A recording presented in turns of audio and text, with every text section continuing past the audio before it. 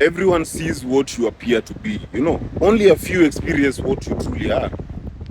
And this is the truth rooted in the psychology of perception versus presence. Huh? People rarely see you as you. They see you as who they are, filtered through their biases, their projections, expectations, past wounds, cultural programming, insecurities. Name them. In other words, most people aren't looking at you. They are looking for something in you to confirm what they already believe.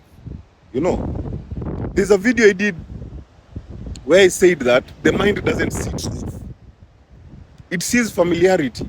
We don't perceive people objectively. We scan them based on past experiences. Like, for example, someone who was betrayed might see kindness as manipulation.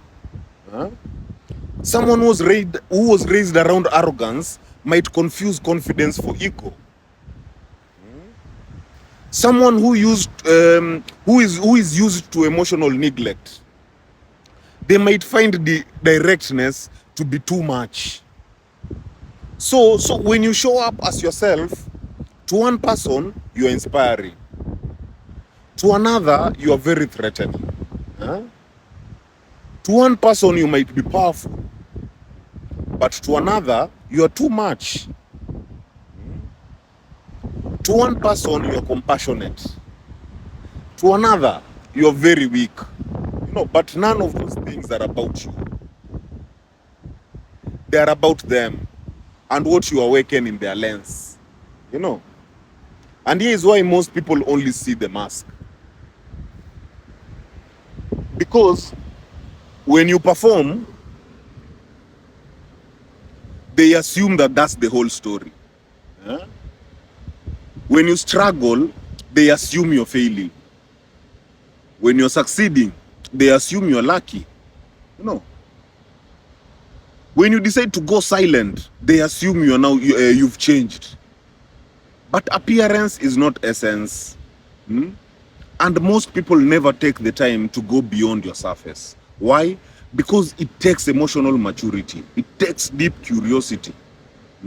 It takes a willingness to suspend judgment.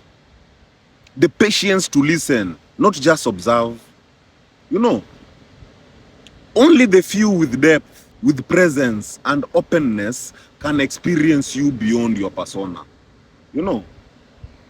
And here is the danger of being defined by others' expectations. If you let everyone's perceptions define you, you'll become a fragmented version of yourself. You'll constantly perform to be palatable. Number 3, you'll be loved for your image, not your truth. And being celebrated for who you are not, is the loneliest fame there is.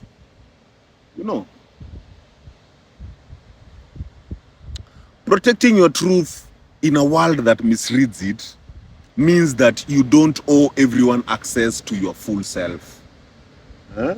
But you do owe yourself the freedom to stay whole, even when misjudged. And here's how. Number 1 is, let people misunderstand you. You stay grounded anyway. Let them project, and you stay centered in your truth. Let them gossip while you move in silence. Let people expect. It is okay to expect things of you, but you choose what to reveal. Your truth is not a democracy. It doesn't require consensus to be valid. Be known by the few, not seen by the many. Popularity sees your image. Intimacy feels your essence. So don't chase being understood by everyone. Build deep resonance with the few who see, not with the crowd who scans.